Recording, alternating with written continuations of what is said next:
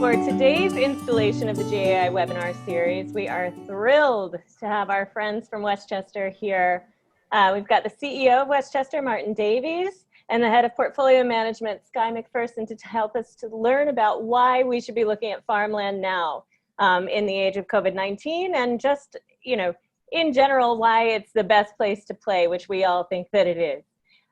So I am going to pull up our presentation and let Martin take it away.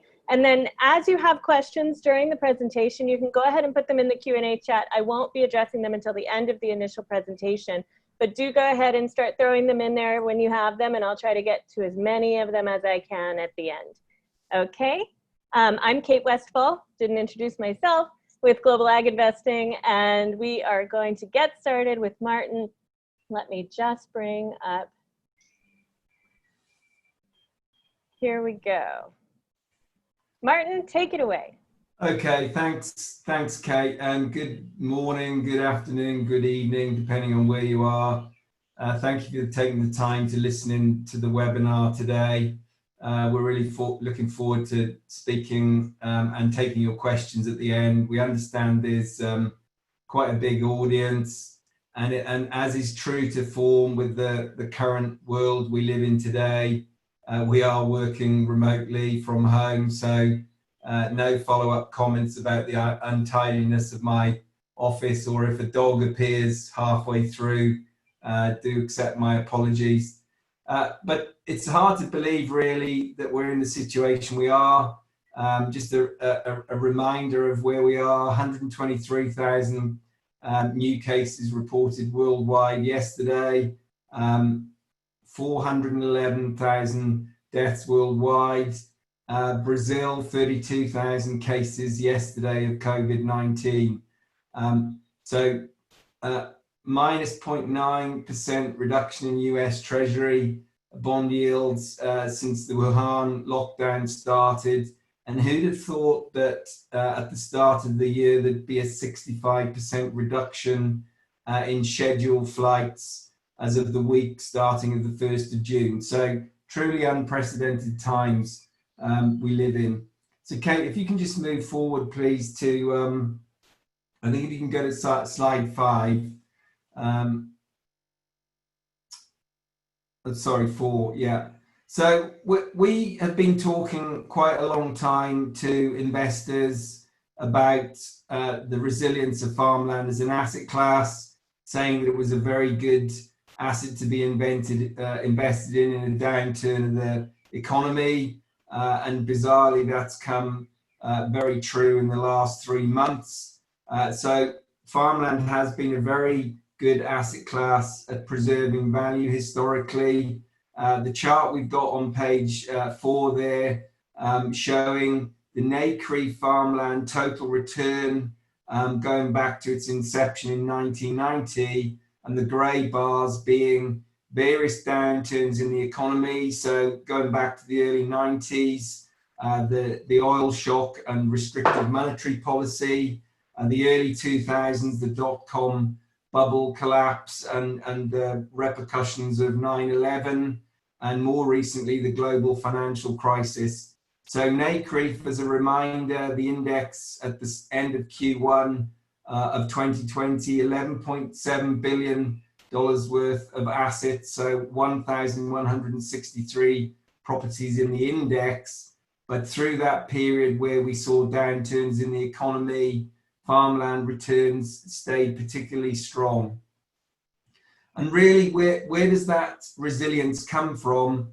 Well, if you think about what's happened in the current COVID-19 pandemic, I read earlier this week that iPhone sales are down 7% since the start of the pandemic. And if you look at the automobile sector, US car sales were down 45% in April and 30% in May. But we all need to eat. So what we're producing on farmland is an inelasticity of demand. We're producing food and fiber and the necessities of life. And really that's what gives that resilience. So Kate, if you can move to the next slide, please. So we've been thinking of farmland as a very attractive fixed income diversifier, very attractive yields relative to government bonds. If you think about the current situation we live in, all investors are seeking yield. We read about Japanese banks who have significant exposures to collateralized loan obligations.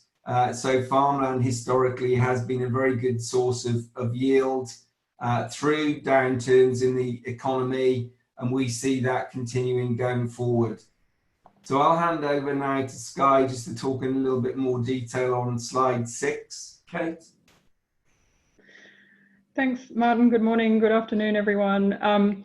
So one of the third characteristics of farmland that we think is interesting in the current environment is the low volatility of returns. And in this chart, we're showing the annualized 1-year rolling volatility of US equities, US bonds, and US farmland. Now, farmland's always had, quite low volatility. It's really reflected in the ownership structure of farmland, whether that be farmers or whether that be institutional investors. Everybody investing in the sector tends to have a long-term view and are not investing for what's happening in any one particular year in terms of commodity prices or interest rates. So I think the recent volatility in markets has seen investors place a renewed value on lower volatility products such as farmland. I think what's quite interesting to note in this chart is just what we saw with equities from the period from 2012 through to 2017. So we had 5 years where equity volatility declined from 25% down to almost 5%, to a similar level as farmland. And this happened through a time where we saw significant QE globally, and also a decline in yields from government bonds. So there was this real hunt for yield around the world. So we saw this proliferation of equity income funds. But what's happened during COVID-19, we've seen not only increased volatility in equities, but also a lot of listed companies have had to either cancel, suspend, reduce, or postpone their dividends. So one of the themes that's really coming out, I think, from investors today is the stability of income and also the sustainability of income. And I think that's something that farmland really offers. So to the point that Martin raised earlier about income, farmland currently is offering almost 5 times higher income return than US bonds, but has a similar or even lower volatility than bonds. So we really think farmland can act as a fixed income diversifier in a client's portfolio. Kate, if we move on to slide 7. So the fourth factor that we think is a unique characteristic and attractive characteristic of farmland is the negative correlation it has with equities, and also the very low correlation it has with fixed income and other asset classes.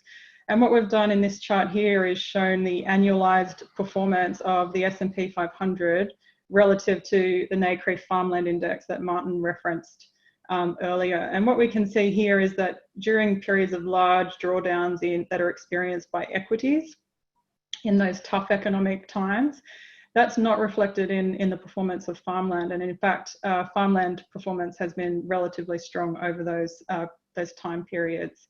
So I think, from that period from 2012 onwards, where we saw decreasing volatility in equities, it was also one of the longest bull markets we had experienced in history. And I think it made us all a little complacent in relation to volatility and also asset class performance.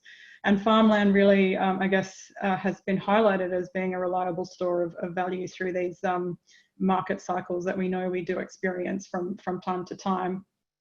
Although this one being, as Martin said, quite a unique one in history.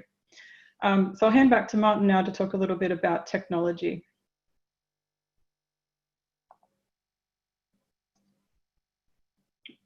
Martin, you're on mute.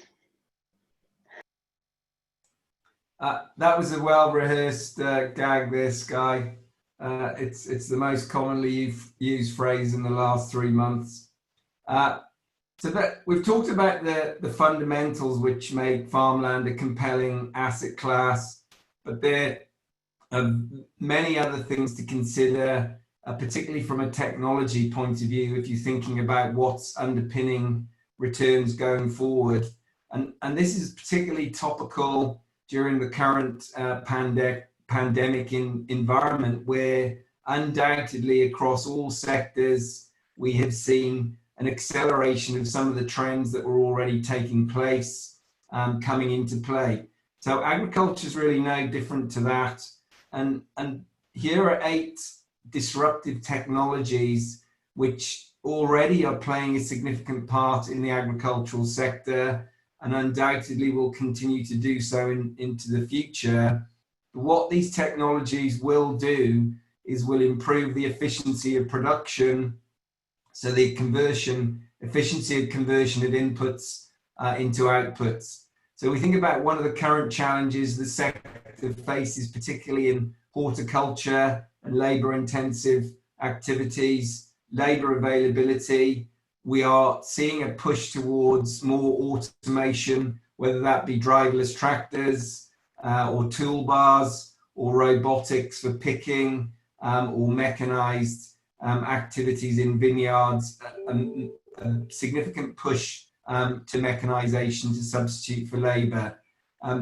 Drones and remote sensors gathering data for oversight, scouting, or to avoid the requirement to actually physically go to inspect things is making a significant difference. Artificial intelligence, machine learning, all significant aspects coming into play in agriculture already, but whether it be from a marketing point of view, whether it be analyzing consumer preferences and matching production to that, artificial intelligence has a very important role to play.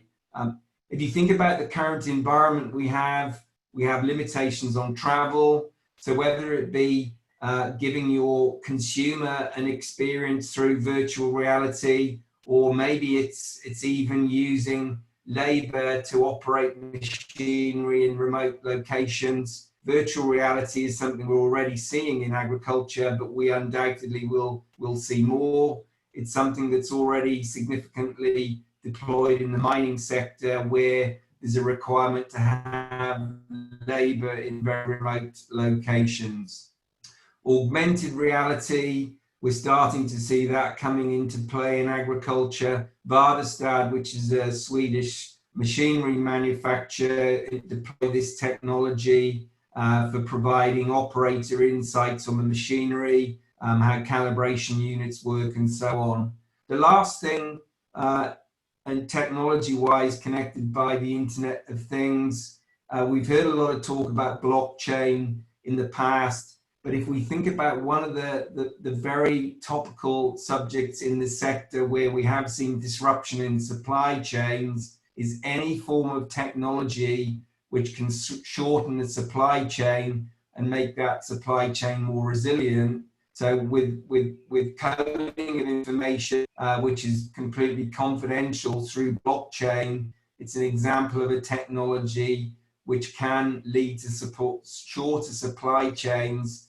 And in an environment where people are more focused on provenance and traceability, a technology that we will see deployed more. So technology is going to have a significant impact in the agricultural sector, whether it be mapping the genome of wheat or any of these technologies, a significant impact.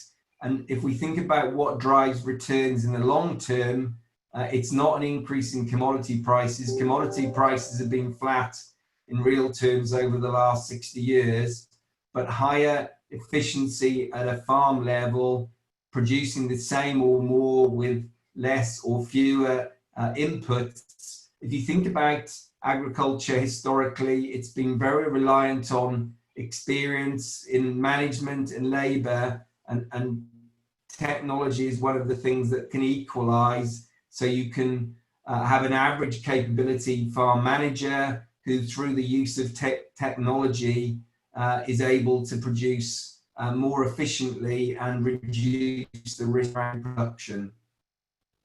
So Kate, if you can move on to slide 9, sorry. So just to elaborate on the impact of those technologies, the top chart is Purdue analysis on corn yields over time. So we can see the Industrial Revolution, 1940s through to the 1960s, the Green Revolution, and then more latterly we have a data revolution where those technologies that I talked about there on the previous slide are being deployed to improve the productivity of agriculture. So adoption of technology rates through time, if we think about some of the significant advancements in the agricultural sector, tractors were adopted relatively slowly to start with, replacing horses. But when we come into modern times and we look at the adoption of genetics in crops and things like GPS guidance, farmers have adopted technology more rapidly. And when we have a situation like we currently have, that just simply accelerates the trends that we see. So a key point for us is underpinning returns going forward. It's efficiency of production and higher productivity, and not necessarily a reliance on commodity price increases. So just moving on to slide 10, please, Kate. And just, I think this is an important point of context. We all read frequently about the statistics on population growth. So the FAO talk about 9.7 billion people by 2050. The calorie consumption, 2,500 calories a day, less than that number consumed by 35% of global population today. The prediction by 2050 is that drops to 3%. So we have a significant requirement for an enhancement in total factor productivity. So this global gap index analyzes the requirement that we have to improve efficiency. So it's not just about more profitability, but that efficiency leads to less impact on the environment. One of the technologies that we are seeing deployed increasingly is weed identification and spot spraying based around that intelligence.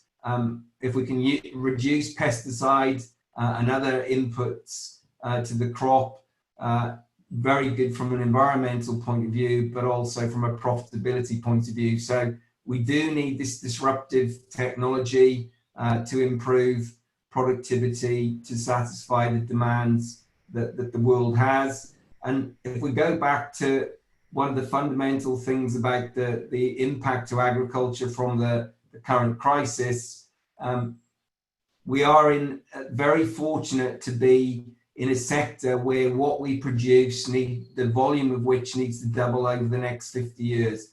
Very few sectors the same can be said, and that's one of the unique things about agriculture.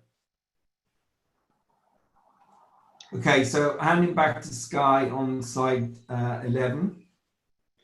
Okay, thanks, Martin. So all this talk about technology and productivity, what does that actually mean for farmland? And this is a question that we tried to answer at the beginning of this year in our Q1 2020 research note.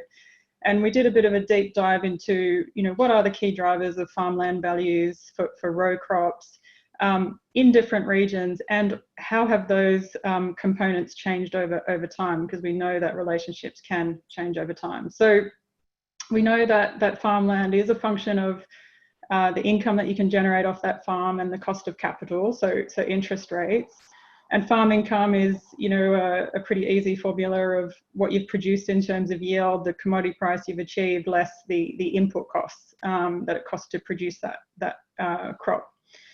So what we did in this analysis was we combined yield and the costs into a bucket called productivity. And we did that because, as Martin was mentioning before, technology can not only improve your yields, but it also does a lot in terms of reducing your costs. So we see both of those as the bucket that ends up improving your productivity.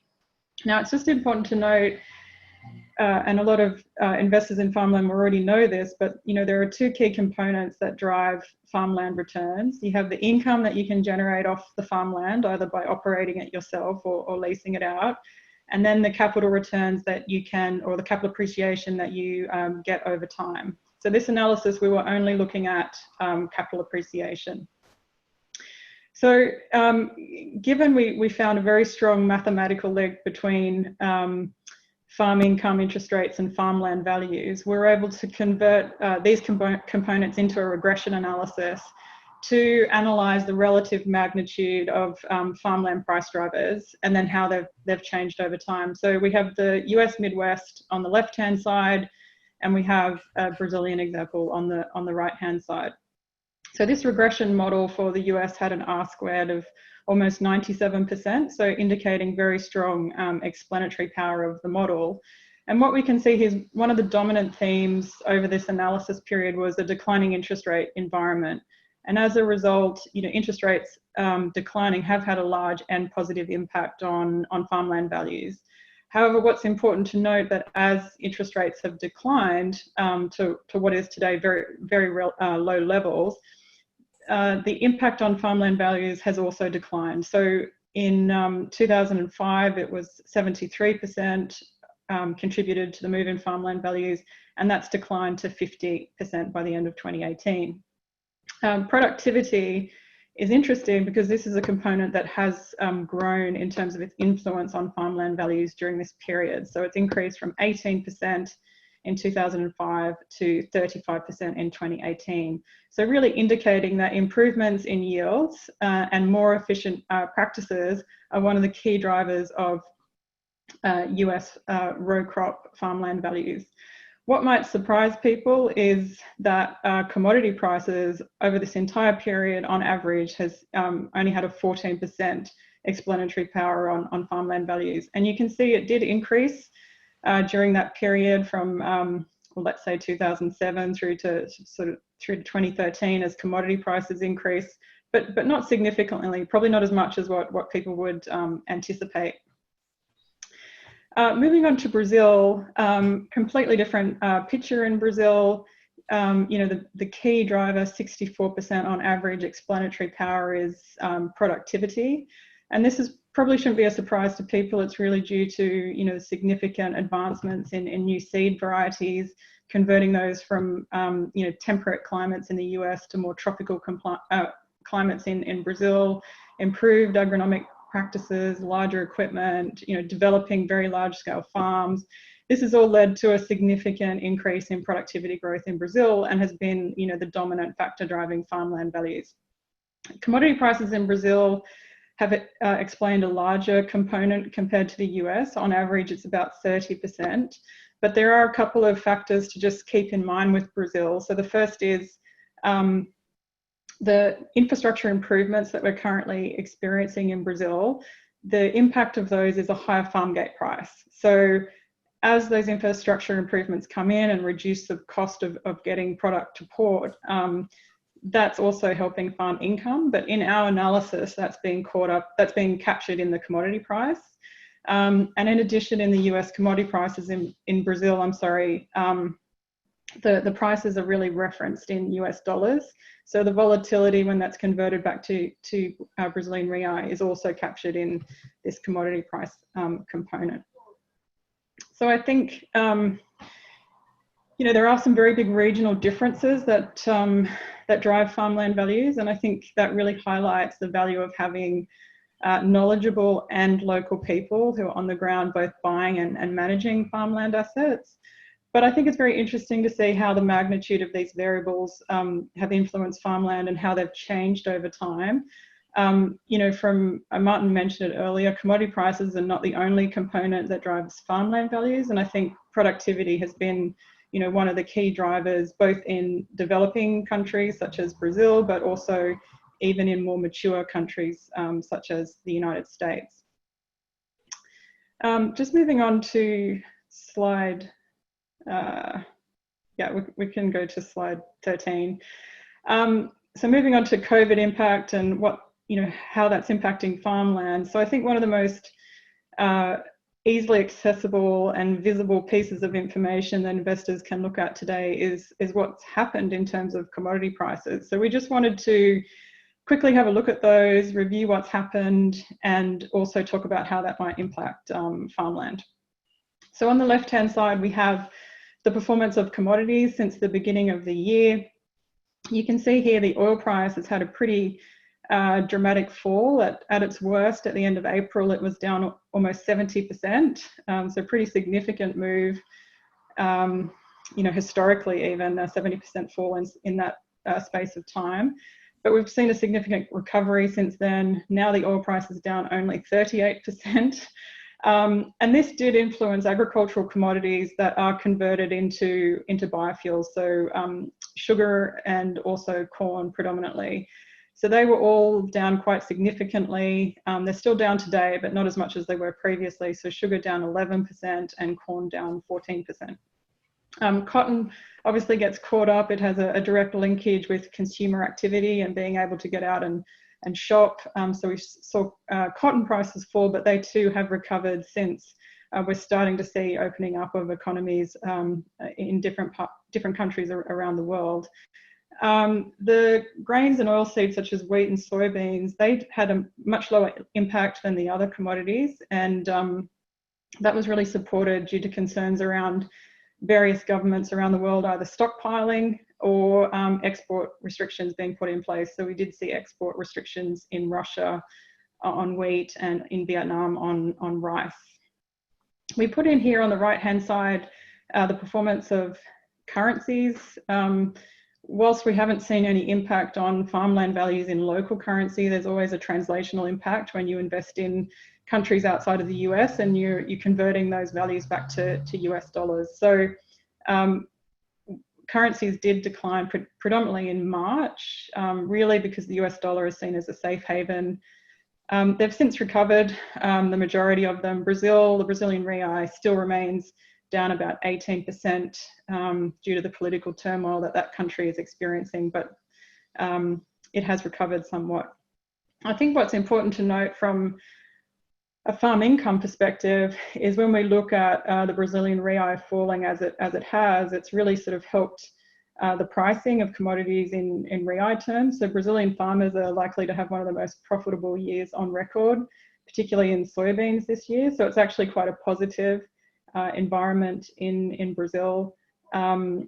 We also see in the US that the CARES Act that the government has put in place to help support farmers, about $19 billion, is also helping to support farmers in the United States. And we also mustn't forget, whilst commodity prices fallen, so have input costs for farmers. So, with Brent prices down, fuel costs, fertilizer costs, and also crop protection costs have all fallen for farmers. So the fall in the commodities doesn't necessarily translate into a very negative environment for farmers necessarily. Kate, if you go to slide 14. I think this ties back to what we were talking about before and the contribution that commodity prices might have on farmland returns. I think the chart on the left-hand side, it shows the NACRE farmland index relative to the performance of wheat, soybeans and corn. And I recognize that the NACRE is broader than those three commodities, but it really shows that the performance of the index is not necessarily tied, farmland is not tied 100% to the underlying commodities, nor do we experience the same volatility in farmland returns as what you might see in the traded commodities. So with that, I'm just going to hand back to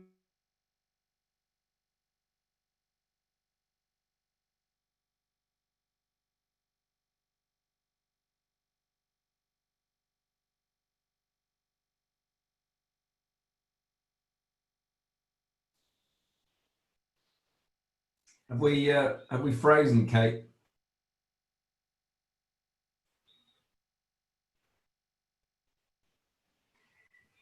Sorry, we did freeze for a moment, but I think we are back. Okay, so if you can just pop through to the next slide, please, Kate. I was expecting that we would be lucky if we got through this without some technical problem, whether it be broadband speed or something. So Sky's given a perspective there on what the markets have been doing, but I just wanted to highlight some of the things that we're seeing and how what's happening in the markets is manifesting itself operationally. So one of the reference points there really is what's been happening in planting of spring-sown crops in the Northern Hemisphere and focusing on the US. So the information we got in the top left chart there is to the 31st of May. The story is very similar to the 7th of June, but the general theme there is, despite the concerns that many people had about disruption in availability of input, seed, fertilizer, fuel, the agricultural sector really has continued business as usual to a certain degree. So agriculture in most locations has been deemed to be a critical activity. So no matter what's been happening in cities and elsewhere, farmers have been going about their business. So planting in the US has proceeded ahead of the 5-year average, and certainly ahead of 2019, which was a very challenging year weather-wise. We've seen very similar activities in Australia, where the sowing of the winter crop has proceeded very well, and indeed this year into a very good moisture profile, which is quite a contrast to the last 2, if not 3 years in certain locations. So very limited impact from an operational point of view from a row crop perspective. And keep in mind that row crop farms with very large machinery tend to be very mechanized, very capital intensive, and the labor element is not so significant. Labor has been more of an issue in the horticultural sector. Certainly in crops where there's a significant labor input in the spring in the Northern Hemisphere, and thinking about the Southern Hemisphere where there's been harvesting activities going on. I think the timing of the outbreak and development of the pandemic really has helped the Southern Hemisphere, as really South America is only really feeling the full force of the pandemic now. So if you look at somewhere like Chile, fruit picking really has been a limited impact. Our tendency is to invest in permanent crops where there is not necessarily the same dependency on labor, and just because of the timing of year in the wine grape sector and the tree nut sector, most of the operations are mechanized, and we are through pruning and the wine grapes and tying, which is actually labor intensive, and also some of the winter jobs in the tree nut sector, which can be a little bit more labor intensive. So no real issues from an operational point of view. Just some other things we wanted to highlight. Almonds is something maybe some of you have read about.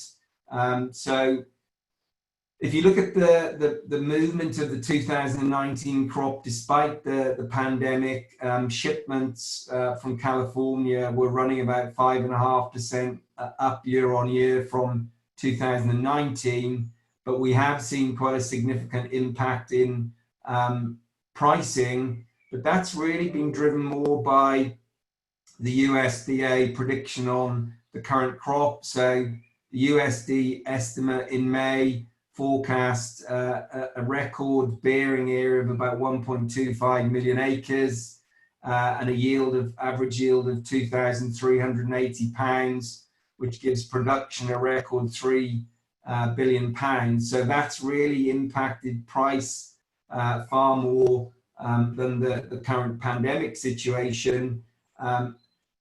The 2020 crop has seen a significant downward movement in pricing, and the tail end of the 2019 crop.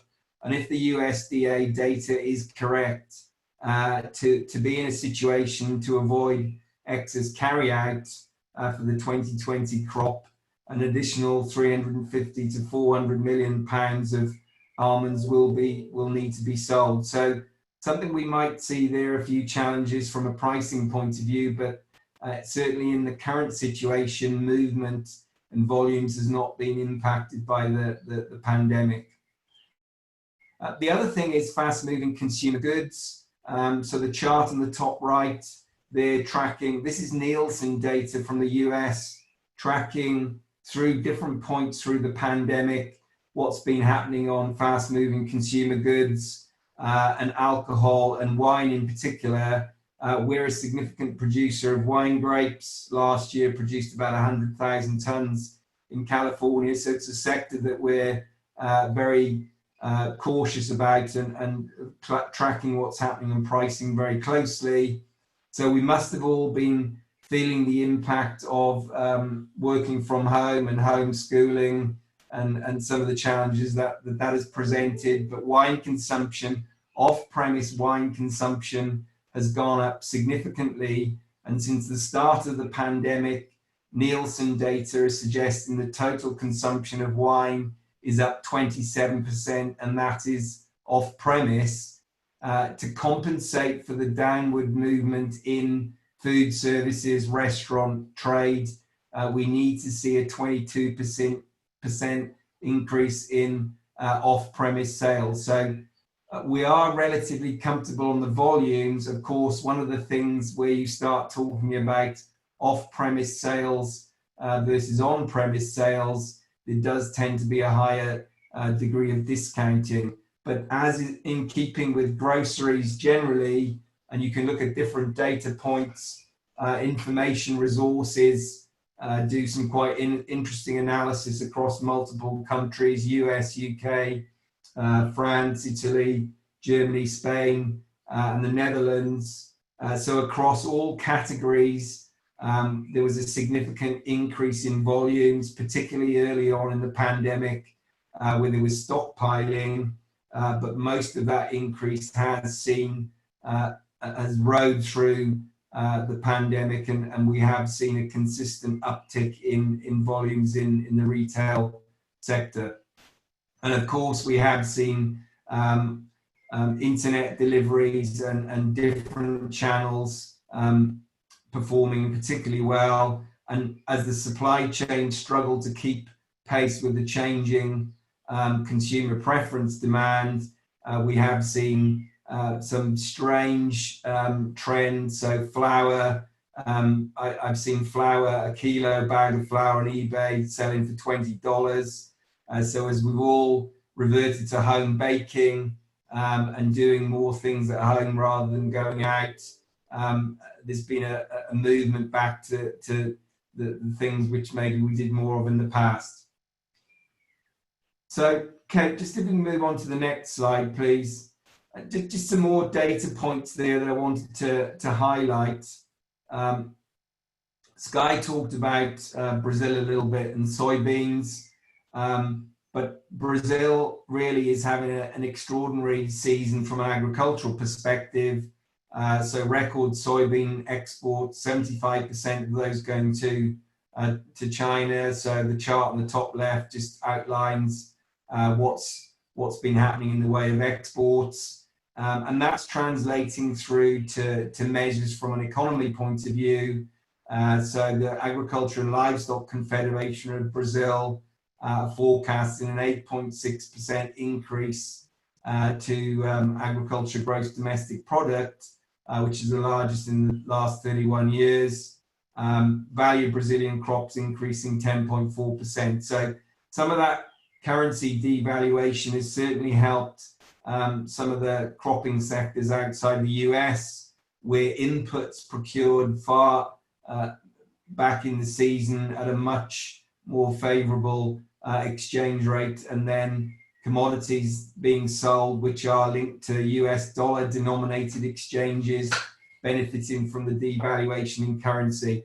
And this is another data point which is relevant just to show how good Brazilian agriculture, how good a time it's having. So the National Automobile Manufacturers Association in Brazil are talking of machinery sales in May up 23% on 2019. So increased profitability at a farm level in local currency and farmers investing in machinery on the back of that. So there are other things maybe just to touch on. Sky talked about cotton pricing. So at the height of the pandemic in China, cotton spinning capacity was down 90%. So we are going to see a reduction in total cotton consumption globally this year. So the prediction is to be down 7%. One or two other crops as well maybe are going to be a little bit challenged. So if you think about beer, malting barley, there's a couple of things in the marketplace. China has put in place an 80% tariff on Australian barley. But if you think about beer consumption, and I'll use the UK as a reference point, 46% of beer sales in the UK occur in hospitality, pubs, restaurants, and not consumed in the home. So about 30% of UK malting barley barley goes into malting production. So there are small areas within the ag sector that have had challenges. Another one which many of you might have read about is potatoes for French fries. So with McDonald's restaurants closed across all countries, the demand for the potatoes that specifically go to make French fries has been down quite significantly, and we've seen things like the Belgian government encouraging the population in Belgium to eat chips at least 2 or 3 times a week to try and get rid of the surplus, which I think was talked about being about 750,000 tons at one point. Now, I think that really does underline one of the key things in investing in farmland. So you are inevitably through a situation like we're currently in going to see different commodity sectors performing differently, but that really does underline the requirement to diversify how you invest in agriculture, and that is certainly one of the fundamental things that we believe in. So the portfolio of farmland that we have globally, which extends to over 2 million acres, is growing 43 different crop types. So we don't have too much exposure to potatoes for French fries, or we don't have too much exposure to malting barley, but overall it delivers a consistent return over time. So just turn back to Sky here, just to comment a little bit on some thoughts for the future as a result of the pandemic. Yeah, okay. So, I think there's been a lot of talk and a lot of debate in the by the industry and by consumers about, what the lasting impacts of COVID-19 might be on agriculture, on the supply chain. We don't proclaim to have all the answers, but here are a couple of the thoughts that we have, and obviously we're very interested to hear what other people think as well. But when we have a look at supply chain and consumer trends, the one thing I think that was really highlighted by the crisis, if we all cast our minds back to March and going to our local supermarkets and seeing empty shelves, was really that this crisis tested the just-in-time supply chain that is very commonplace today. It's designed to try and save costs throughout the system, but now many are really questioning, are our supply chains resilient enough? And one of the terms that I've seen is, rather than just-in-time supply chain, is just-in-case supply chain. But of course, building a little bit more fat, if you like, into supply chains would really be more expensive in terms of working capital throughout the entire supply chain. And I think that ultimately will end up being a cost to the consumer, but it may be one that we're all willing to bear to feel like we have more redundancy and resilience in our food supply chains. Martin spoke earlier about provenance and traceability. I mean, this was really becoming quite important pre-COVID-19. People wanting to know where their food has come from, how it's produced, how it's processed. And I think that's really been accelerated by this crisis. People are really wanting to support their local farmers, their local producers and processors, and source things locally, where possible. So this could have an impact on the supply chain in the future. And I think it could also serve to help sort of shorten those supply chains, have a more lower impact in terms of the carbon footprint of supply chains. And that's from the consumer point of view. I think we also need to think about governments becoming more sort of nationalistic and and increasing the level of protection in order to support or ensure food security going forward. When we think about convenience, again, this was another trend that was very prominent prior to COVID-19. People wanting, very convenient foods and snacking foods, as well as healthy snacking foods was sort of the new trend that came about. But as Martin mentioned, COVID-19 has changed a lot of things for us, the most important being our working situations. As we move forward, many of us may still choose to work from home because we've all proven that actually we're much more productive when we work from home, or maybe we have a mix between office and home environments. But this creates an opportunity where we have less travel time and maybe more time to cook at home ourselves. So that could be a lasting influence and impact some of these convenience trends that we've seen. And when we think about shortages, I think kind of the most there were obviously shortages across a number of different areas, but a really important one, particularly in the US, has been what's happening in the animal-based protein, where we saw significant COVID-19 related cases in meat processing facilities in the US, causing many of them to shut down.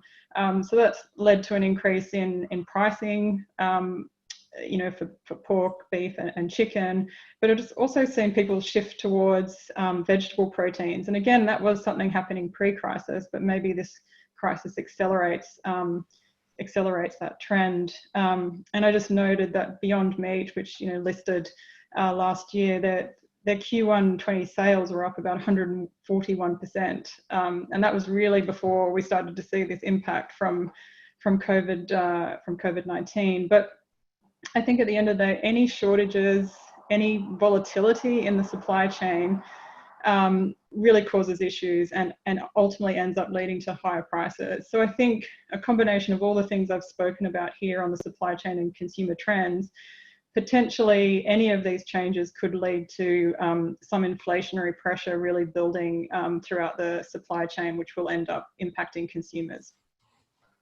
And I'll just hand over to Martin. He's going to talk a little bit about technology and consolidation. Yeah, so I've already talked in a fair bit of detail about technology adoption, but a lot of the trends that we're already seeing are going to be accelerated as a result of the pandemic, and whether that be at a producer level, whether it be in packing, supply chain, or in the retail sector. So understanding consumer trends and trying to match those trends. Technology is key in many different ways. The other thing which I think we need to accept is happening in the sector is consolidation. So there is no doubt that some dislocation in credit markets in certain locations has meant that it's been more challenging for farmers to get access to working capital. Banks are more willing to lend to the more professional growers, more entrepreneurial. The adopters of technology are using technology to remove the risk in their business. So we expect fully to see further consolidation in the sector, and that will be accelerated by the current situation without doubt.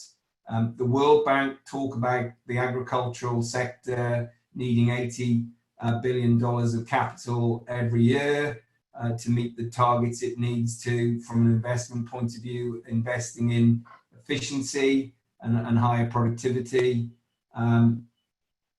That capital will come increasingly from institutional investors, retail investors that look at the sector. Just a reference point, Eurostat, 32% of farmers or farm managers in the EU are 65 years of age or older, only 11% are under 40. So there is going to be more consolidation in the sector. Just to go back to a couple of additional points there to add to what Sky was commenting about, some of the trends that we have seen, there is increased connectivity between health, nutrition and well-being, and those are things that we saw through the SARS and MERS pandemic. So people think of like a health halo, eating healthy food. So functional foods will be in people's minds. And if we think about gene editing and what we can do there, undoubtedly there are going to be opportunities there. Organic consumption has generally increased in all locations through the pandemic. So Whole Foods were taking on no more online customers. In India, Nourish Organic, which is an Indian box scheme, organic box scheme, their throughput was up 30%. Somewhere like the UK, Abel and Cole, Riverford, organic produce through box schemes, significant increase in throughput. So these are all trends that we've seen, and I do believe that we're going to see some of these coming through increasingly, and more of a focus on sustainability. So we've talked for quite a while. What we'd really like to do now is to try and field some questions that you may have. So Kate, I presume we've got some questions that have come in already. We do. We have quite a few. Thank you both for sharing so much incredible data. I can testify to the wine consumption and the baking, and I promise to do my part on the French fry front. Let's just kick off the questions with one back to farmland as the core topic here. Can you speak a little bit about the current valuation of farmland and how it relates to past cycles? How is it similar? How is it a little bit different, maybe? Yeah, sure. I'll start out, and just keep in mind that I think the perspective that I'll give here is globally. So we are invested in 7 countries globally. I think generally speaking, the position that we're at today, I had a slide there that had some NCREIF information, which I didn't actually talk about in any detail, but the Q1 NCREIF total return, okay, it was the first negative quarter for 20 years or whatever, but down 0.1%, which is insignificant compared to other indexes. I think what we're seeing in the marketplace, and we are in the market making acquisitions at the moment, is we're not seeing any significant downward movement in values. I guess it's maybe too early to say right now exactly how things are going to shape up in the longer term, but I think where we've seen cycles previously, we've seen a downturn in the economy, and you've maybe seen some downward movement in commodity prices. Farmland values are quite sticky and tend to hold up and don't come down as quickly as commodity prices. So if we think about other asset classes and try and think of farmland in the same context, so in the wider Nuveen business, we have colleagues who have significant exposure in their portfolios to real estate and particularly retail real estate. We have portfolios where there is expected to be a 15% markdown in value at the end of the second quarter of this year. So I would certainly not expect to see anything like that impacting farmland values. We might see a period where we have fairly stable values, or values remain fairly flat. And if we think about the US as a starting point, our expectation certainly in the south of the US is for values to remain relatively flat in 2020. We might see a little bit of downward movement in the Midwest, but certainly auctions and transactions that are taking place currently don't necessarily suggest that. Again, in the Pacific Northwest and the West Coast, values staying relatively flat as well. If we think about the permanent crop complex, I think it's fair to expect that the almond orchard pricing might suffer a little bit with the prediction of a record crop, but it is very early in the season, and I think there are a lot of other factors which come into play from a value perspective. in the almond sector in the Central Valley. So whether that be water availability, having two sources of water on a property. So I don't think farmland as an asset class, certainly from a US perspective, is overpriced currently, and we would certainly not expect to see any significant downward movement. As we move into other markets, we're seeing values in Australia holding up particularly well, and in Europe as well. And we've already talked about Brazil.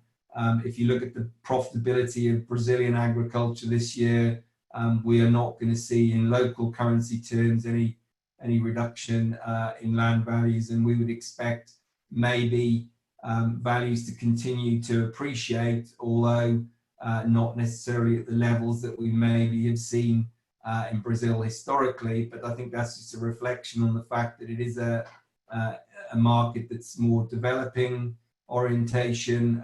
So some of that early strong growth that we have seen, which would be similar to Eastern Europe as well, we do expect to see values to continue to increase, but maybe not at the levels that they've done historically as those developing markets have caught up. Okay, thanks. Quite a few of you are asking if the deck will be made available. I've been told that I can share it, so that'll go up on the Global Ag Investing site after the show is over. My friend Jake from Farmland Reserve is asking, given your view of farmland as a fixed income diversifier, are you or anyone tracking default rates by row crops, ranch land, or permanent crops?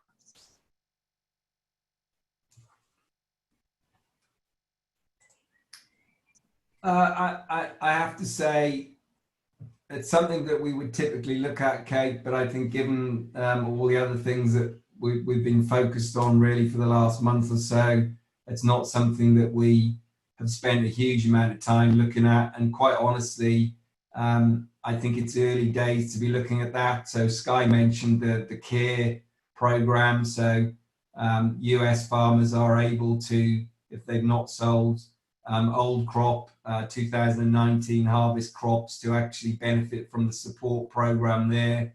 I think there are going to be defaults, and to go back to the point I made about consolidation in the sector, that really is part of the equation there.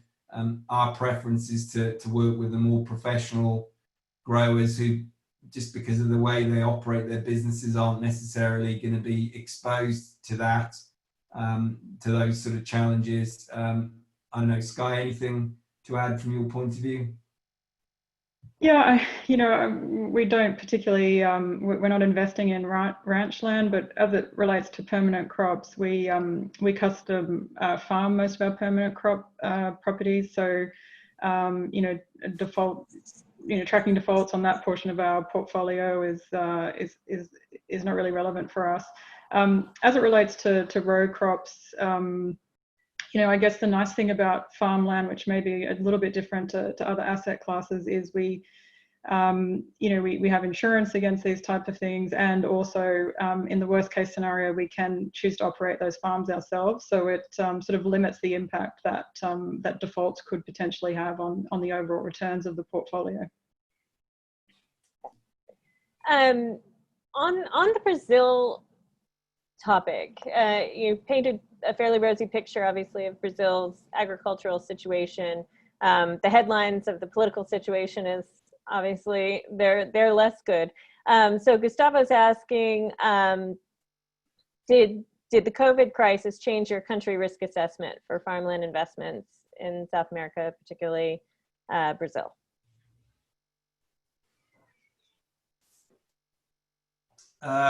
So let's talk about Brazil to start with, and then talk about Chile as well, because that's the other place that we invest in South America. So the Bolsonaro regime obviously has been in place for a while now. I think our understanding of his view and the things he was trying to do in Brazil was fairly well documented. So from a country risk perspective, I don't think that changed our view of Brazil particularly. I think the current situation, and we reassess country risk through a risk dashboard on a quarterly basis. That really, as I touched on earlier, the height of the pandemic is really only being reached now in Brazil. So maybe that will result in some recalibration from a risk perspective at the end of Q2. Right now, Brazil isn't necessarily somewhere we're that focused on from an investment point of view anyway, but certainly we have significant portfolio there. So what's happening politically, economically, is always something we're quite focused on. The one thing I would say, which does bring a comfort to us, we have a local partner in Brazil who we work with. We've been investing there for more than 10 years. We have a local team, we have local expertise. If I was trying to invest in Brazil from outside the country, I would be very concerned. But I think when you have people locally who understand exactly what's happening politically, and what is happening in government, what's happening in tax policy, what's happening in investment activity, when you have that intimate understanding at a local level, maybe you don't get quite so concerned as if you just read the headlines. So believe it or not, the headlines that come out of Brazil are not always a true reflection of the current situation. And just to use a really good reference point, which was very well documented in the fall of last year, there was a lot of talk about wildfires and destruction of the Cerrado and the Amazon through wildfires, and Bolsonaro got into some rather silly debates with Macron and various other people. In actual fact, the incidence of wildfires last year was significantly lower than they've been in previous years. So we might have an increase in risk rating at the end of Q2, but I think overall we understand the country very well, and that comes from having local people on the ground. Chile, I think the main concern I would say in Chile was really the social unrest at the end of last year. Maybe from a bad timing point of view, I actually happened to be in Santiago around about the same time as some of the trouble that was going on. I think, again, having local people on the ground that understand that market and economy doesn't necessarily mean that we would see a heightened degree of risk there. So Chile is not a location that we would expect to see any adjustment in the country risk rating. Other countries in South America where we have looked a little bit in the past from an investment point of view, one of the locations is Peru. Peru has been quite badly impacted by the pandemic, and I think in all of these countries what we need to keep in mind is the capabilities of the health service and other services are not necessarily as they are maybe in Europe or the US or other locations. So these countries don't necessarily have the same ability to deal with these situations as other countries do. So there's inevitability that probably a little bit more of an impact there, but I wouldn't see any dramatic sea changes. And if you want a reference point, the Brazilian currency has started to strengthen quite significantly in the last week or so, but the ag sector in Brazil is really a standout performer across all business activity there. Okay, thank you. Quite a few people are asking about climate and sustainability, so I'll try to sort of combine a few of those. In terms of how Westchester views sustainable practices and how those affect farmland values moving forward. So do you expect there to be some kind of a premium to emerge in more sustainably controlled areas? Or do you think that countries or regions that maybe have a history of less sustainable practices will be offered at a discount? how do you view sustainability and climate as they affect value? Well, I think to start with, Kate, we have a moral obligation as an investor in farmland to think about climate change, to think about biodiversity, to think about the environment. So if you're a good custodian of the land, those things are embedded in your process. Ultimately, what happens in the ag sector is driven by the consumer and single issue groups, non-government organizations and so on have a fair degree of influence, but ultimately it's the consumer. So if we think about consumer concerns about agriculture, they're far-ranging. They're about input use, they're about water, they're about social issues. But to go back to this consumer point and to link up to something we mentioned earlier, provenance, traceability, where's my food coming from, how's it produced? Maybe there's a generational aspect to this as well. I think the younger generation are very much more focused on climate change and the environment than maybe older generations. So it's a critical part of what you do in investing in farmland. I think over time we've tried to do many different things which take a lead on that, whether it be signing the UN Principles for Responsible Investment in Farmland, being part of the group that has launched the leading harvest standard in the US. To me,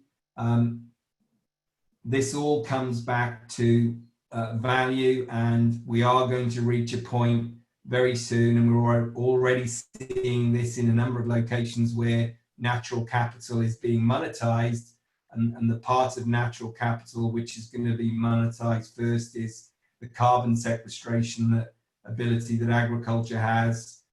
So this sector has had very bad press, whether it be the IPCC report or whether it be the Paris Climate Accord. But agriculture is actually one of the solutions to climate change.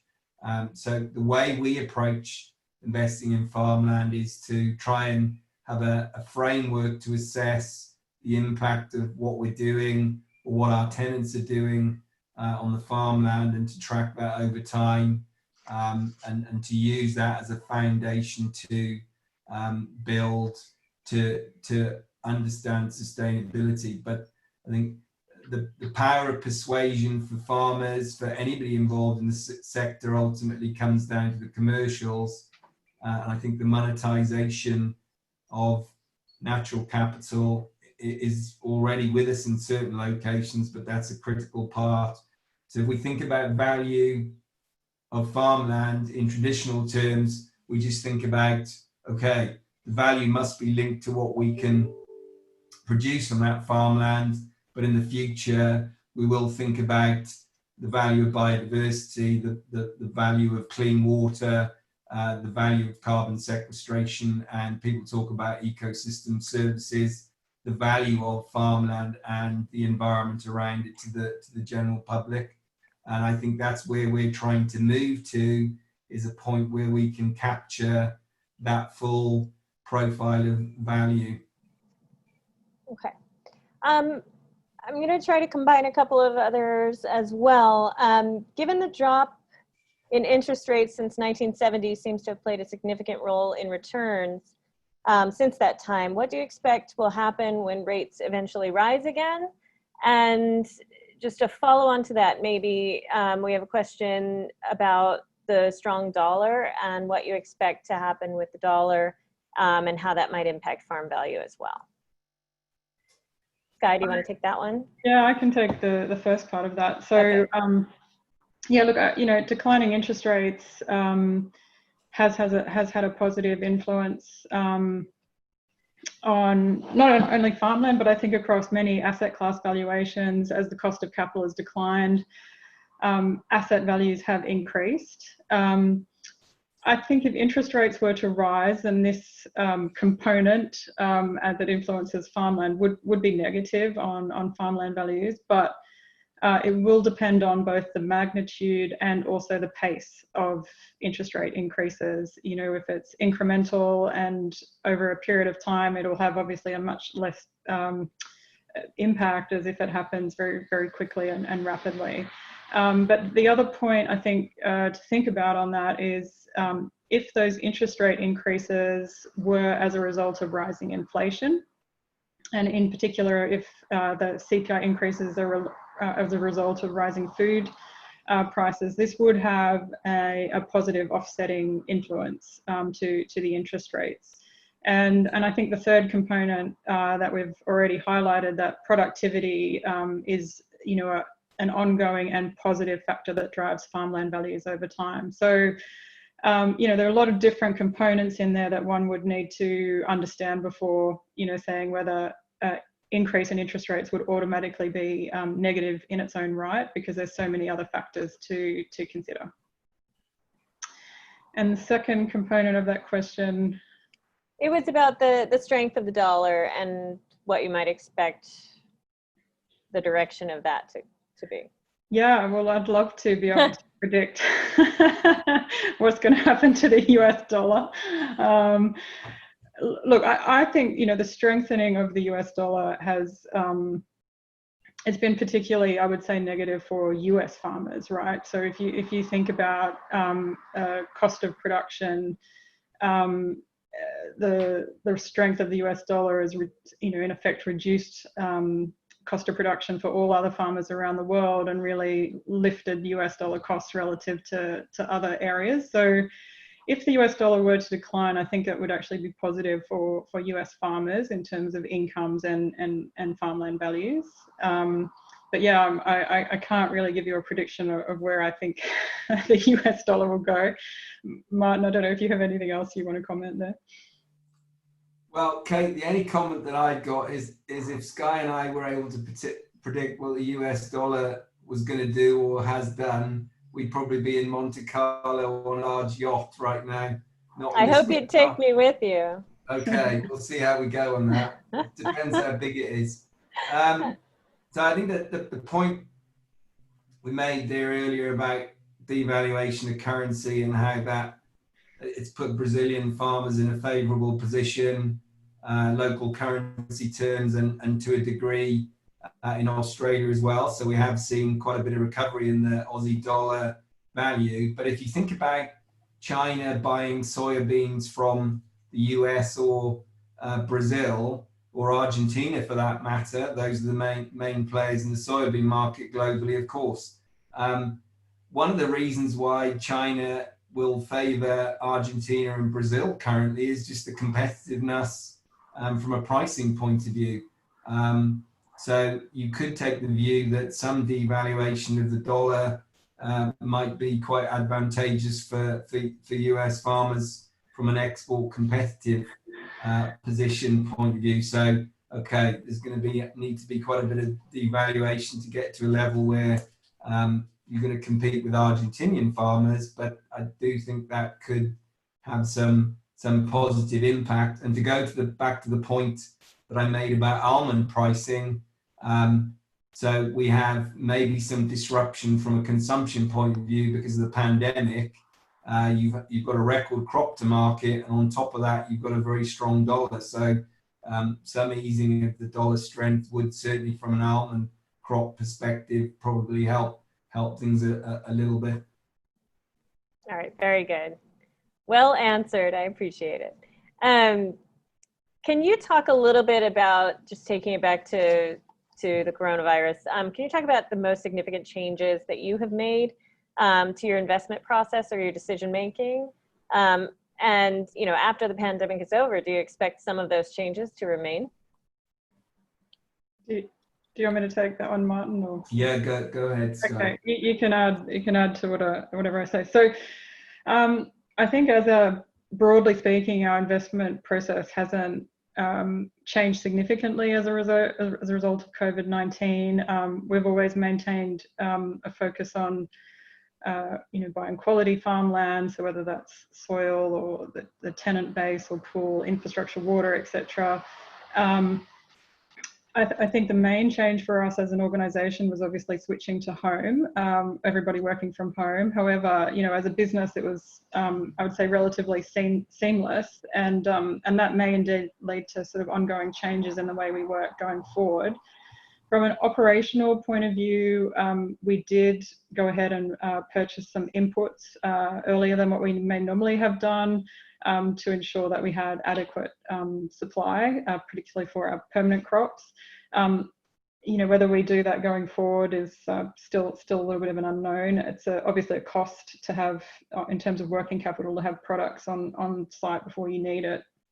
But the one thing I would say, just that what COVID-19 has done for us as a business is really reinforce the organisational structure that we have in place at Westchester. So, we have a number of centralised functions. The portfolio function that I head up is a centralised function. We have centralised finance and legal, but the management of the farmland itself, the deal origination, the tenant, the management of the tenant relationships, all of these are handled by investment teams that are based locally to the farmland that we manage.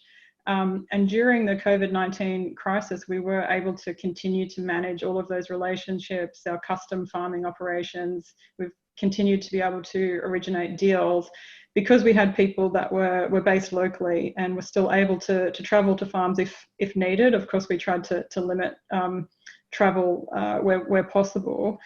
But as a business, we've always believed that farming is a local business. You can't manage it remotely. And I think this crisis for us anyway has really served to reinforce the structure of local investment management that we have at Westchester.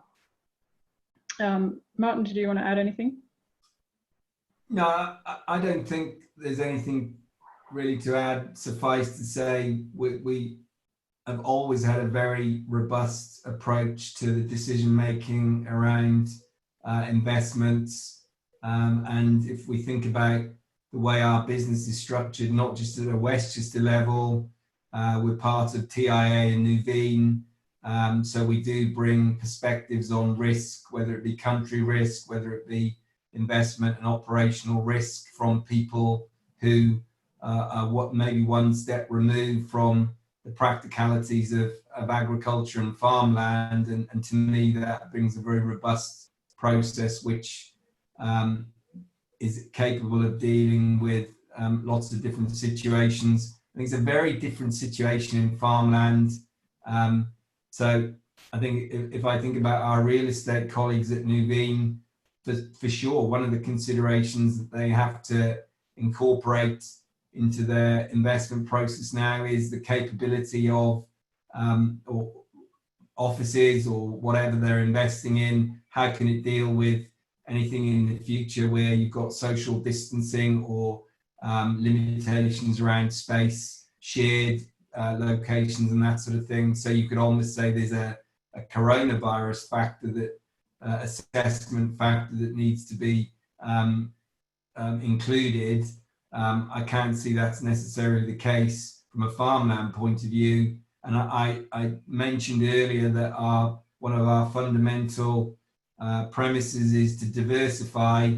I would be very worried if I had invested in only cherries or apples or some crop, because you could be exposed to a major issue around labour with a future pandemic. So I think one of the reality checks about this whole situation we have is I think we can prepare ourselves to be in a similar situation in the future without doubt, and we should think accordingly. And if we go back to the whole purpose of this webinar, I mean that is why farmland is such a compelling investment to make, because it will come through this situation and future situations in a good place.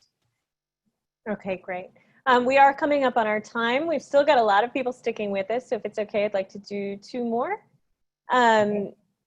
One is, a couple of people have asked if, with your Australian holdings, if you're concerned about the political turmoil between the Chinese government and the Australians for those properties in particular. Yeah, so I mentioned earlier the tariff that the Chinese government put on barley from Australia, which in aggregate was 80%. Yeah, so there is a bit of a trade war there that could develop and become quite an issue to Australia. So China, across hard commodities, I guess you might say, has been a very important trading partner historically. I think beef is another commodity which China is a pretty important market. Dairy as well. Cotton, fairly important as well. So I think we're always concerned about things which essentially are outside our control. So we had no control over what happened between the US and China with the trade war. And equally, there's nothing we can do about the Australian government and how that plays out with China. It goes back to the point I made, and I labour this point.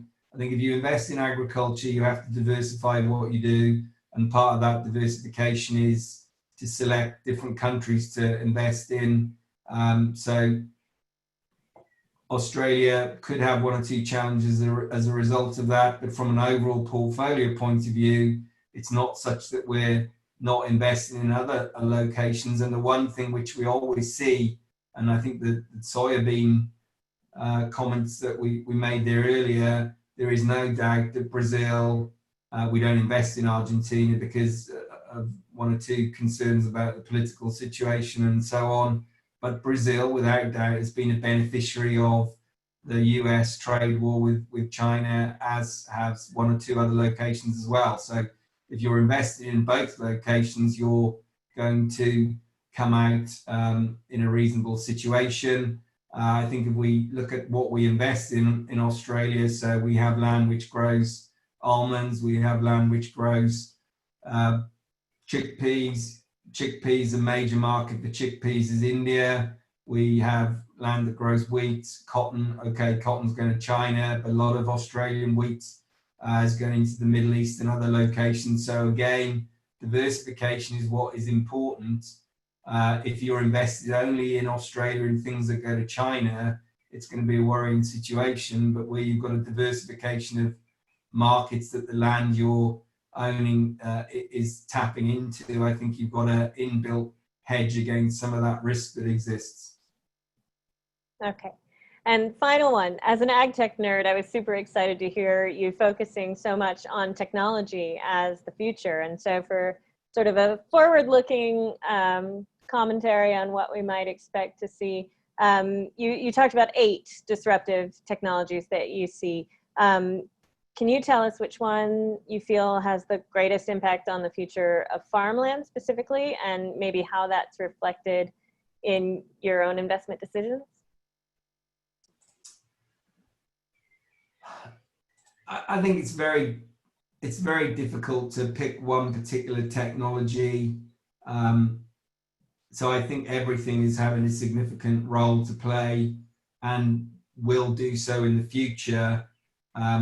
But to me right now, virtual reality, we can't travel, we can't go places. So if you can actually virtually go somewhere and look at it, that's got to have a significant role to play. So if I think about how do I can't take my customer to my vineyard, or I can't take my customer to my apple orchard, but if I can take them there virtually, that's got to be a pretty important thing to be able to do.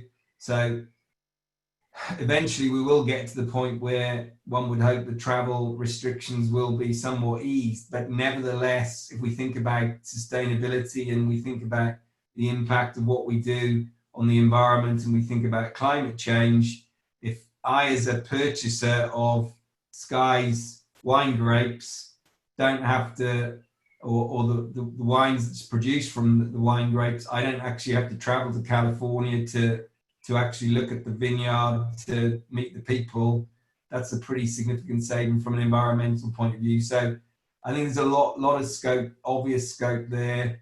The other thing which I touched on earlier is farms are in remote locations, labor is a challenge. So I fully expect that in the future we will see farms being operated from a centralized control room, in the same way as the mining sector functions. So if you go to Western Australia, there's people sitting in an office outside Perth Airport operating large equipment in mines in the Pilbara or wherever it is. So, but I just think that's an example. Many of those technologies have a massive role to play. So there was a question about sustainability. One of the things that we can understand about the impact of what we're doing on the farmland, on the environment, is by having remote sensors and having the ability to remotely monitor what's going on. And I think that's a game changer. How do we monetize the carbon sequestration of farmland? Well, one of the ways we're going to facilitate the monetization of that is by using technology to tell us what is the change in soil organic matter over time. So whether it be water quality. So I just think if I was 25 again, Kate, I'd be dreaming about the yacht in Monte Carlo maybe, but I think what an unbelievably amazing time to be entering the agricultural sector, because we have an industry where what we produce, the demand for which is going to double, and you have all these technologies coming into play, which are going to enable us to satisfy that increase in demand, but also, as most importantly, to do it in a way that does not compromise the environment that we exist in. So there you go. Kate, if I can just add, so I think a lot of the technologies that we have highlighted, and a lot of the other ones that are out there, they will all interact with one another. So the information that is being generated from drones or from sensors, that's going to allow AI to take this information, to learn from it, and then adapt equipment like planting equipment, spraying, harvesting, to improve yield. So I think that all of those technologies interacting with one another, which that is part of the challenge, is trying to get everything to work together so it's easy for the farmer to adopt. But that's really what's going to drive the digitization of agriculture, and it'll make things smarter, more efficient. It will require less people, less prone to human error. And even though each, the adoption of each sort of single technology might seem relatively small, it might add, a bushel per acre, or, reduce costs by $1 per acre or something like that. But when you start to add that bushel across over one field and then over an entire farm, and if you've got a farmer with multiple farms over an entire operation, then it starts to add up to some significant improvements. And that's what we believe, will drive farmland values over time, as well as these, relatively small changes, but, when aggregated, has a pretty big impact. What a perfect way to end. Thank you, Sky, for putting a button on it. And thank you to all of you for listening today. I encourage you to head over to nuveen.com and learn about all of the companies under their umbrella, but especially learn about the great things that our two friends here are doing at Westchester. I will be posting the presentation on the website, and a lot of you are asking because it's been so great. I will send you an email with that link as well, so that it's easy for everyone to find. But thank you so much, Martin, and thank you, Sky, and stay safe, everyone. Thanks, Kate. Thanks, everybody, for listening. Thank you.